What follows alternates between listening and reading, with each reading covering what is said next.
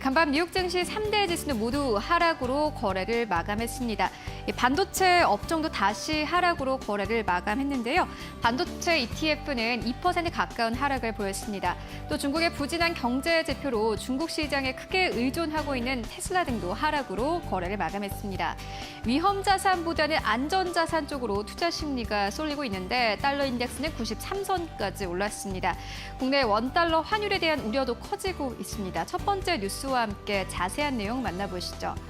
미국의 조기 테이퍼링 소식에 원화 가치가 급락하면서 국내 증시가 3년 만에 처음으로 8거래 연속 하락했습니다. 원달러 환율은 7원 30전 오른 1,176원 30전에 마감을 해서요. 11개월 만에 최고치를 기록했습니다. 자연스럽게 외국인의 매도로 이어졌습니다. 어제 외국인은 유가증권 시장에서 4,100억 원 넘게 팔았고 코스닥 시장에서는 760억 원 넘게 순매도하면서 최근 6거래일간요. 총 7조 원 넘게 투매했습니다. 미국의 중앙은행이 시중의 유동성 공급을 줄여나갈 것이라는 전망이 반영된 여파입니다. 이 테이퍼링의 시기가 올해 11월부터 시작될 것이라는 월스트리트 저널의 보도를 시작으로 달러 강세와 원화 가치 하락으로 이어진 겁니다. 이 환율이 뜀박질하는 만큼 물가 상승 압력이 보다 커질 것이다라는 관측이 나오고 있습니다. 국제 유가를 비롯한 각종 원자재 가격이 상승하는 가운데 환율까지 뛰면서 수입 물가 오름세도 지속될 것이라는 전망인데요. 해외에서 들여오는 원자재의 원화 환산 가격이 높아지기 때문입니다. 한국은행은 올해의 물가가 2012년 이후 처음으로 물가 안정 목표치인 2%를 돌파할 것이다라고 보고 있습니다. 네, 이어서 두 번째 뉴스입니다. 최근에는 바이오 주망 강한 장입니다. 어제 삼성 바이오로직스 주가가 2016년 11월 상장 후 처음으로 100만 원을 넘어섰습니다. 어제 굿모닝 8 방송에서 함께 전해드린 내용이기도 한데요. 이 시가총액이 종가 기준으로 66조 9,590억 원으로 유가증권 시장 3위인 네이버를 바짝 따라붙었습니다. 이 코로나19 백신 관련주는 계속해서 신고가를 경신하고 있습니다. SK 바이오사이언스도 하루 만에 10% 이상 급등하면서 유가증권 시장 시가총액 17위로 올라섰습니다. 코로나19 사태가 장기화되면서 바이오 투자금이 백신 관련주로 쏠리고 있다는 분석이 나오고 있습니다. 어제 코로나19 백신 바이오주의 상승세는 외국인과 기관이 주도를 했는데요. 외국인과 기관은 삼성 바이오로직스를 500억 원 넘게 순매수했습니다.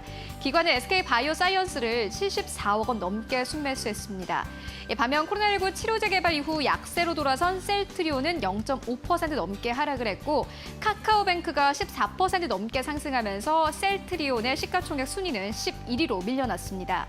CMO 관련주로 매수세가 쏠리면서 신약 개발 바이오주는 약세를 지속을 하고 있는 상황입니다. 증권업계에서는 결국 집단 면역 시점에 대한 의구심이 아니라 집단 면역 자체에 대한 의구심이 높아지는 시점이라고 분석을 하면서요.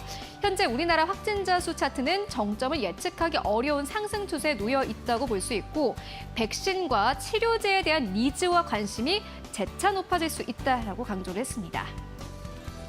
네, 그리고 다음 뉴스입니다. 어제 반기 보고서 제출 마지막 날이었습니다. 실적 발표를 하지 않았던 기업들이 모두 실적을 내놓았는데요.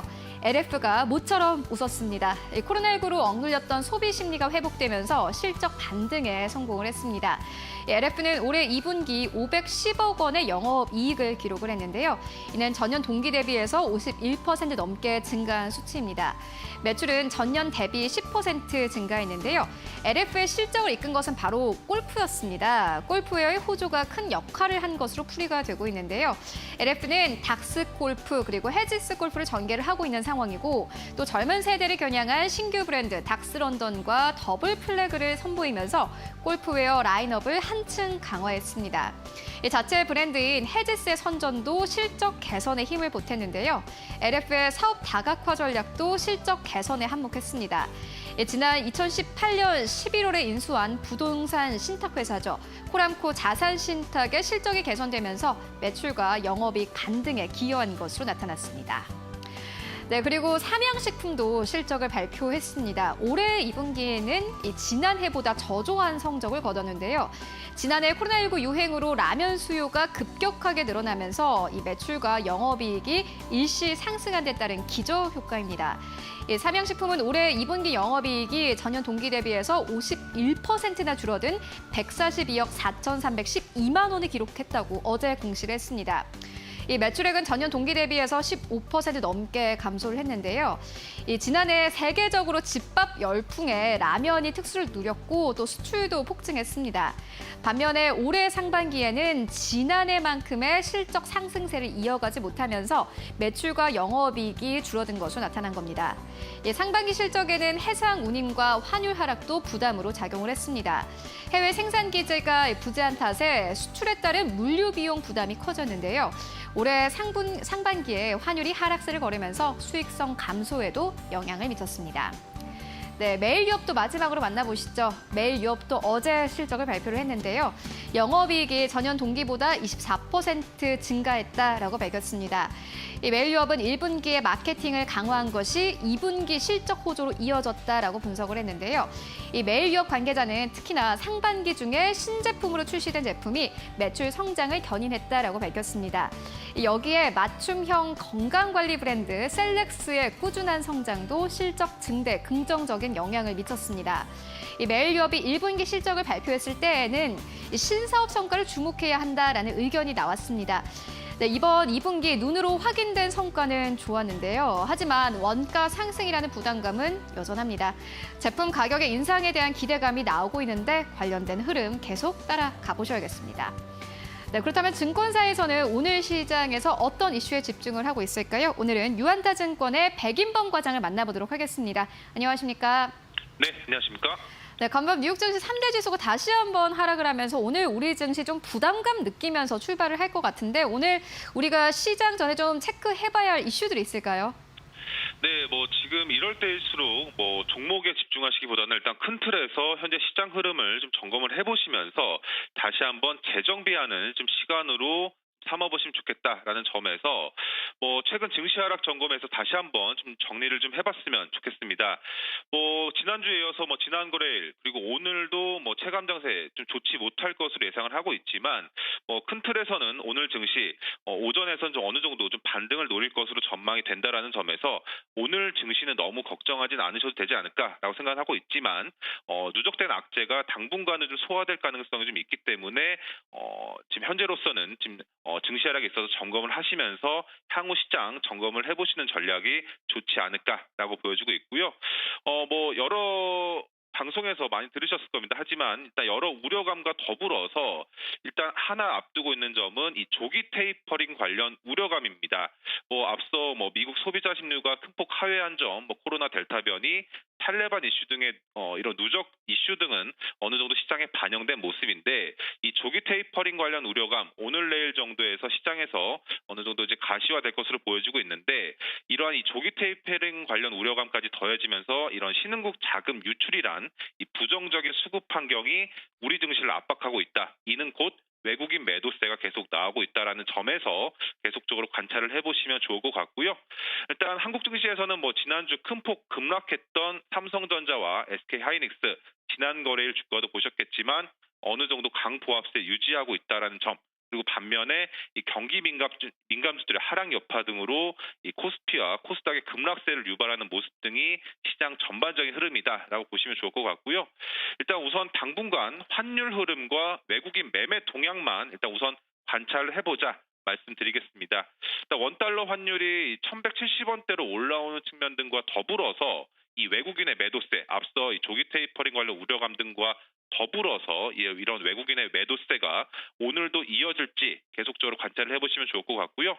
일단 당분간은 이 원달러 환율 1150원대 정도까지는 좀 와야지 어느 정도는 시장 상황이 안정화될 것이다라는 점에서 원달러 환율과 이 외국인 수급 동향 이 두 가지 요인은 꼭 보시자 말씀드리겠고요.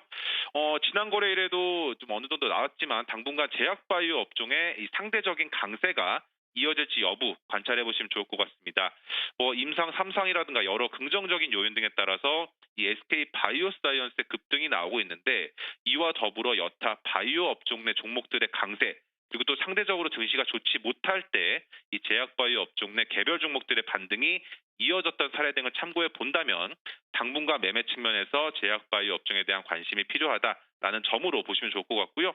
그리고 일단 확신이 있는 종목이 없다면 우선적으로는 현 시장에서는 수급이 쏠리는 종목들로의 관심을 우선적으로 두시면서 이 그 종목들로의 당일 추격 매수보다는 하루 이틀 정도 지켜보시면서 조정 시 매수해 볼 만한 종목인지를 검토해 보신 후 접근하시는 전략이 좋을 것 같습니다.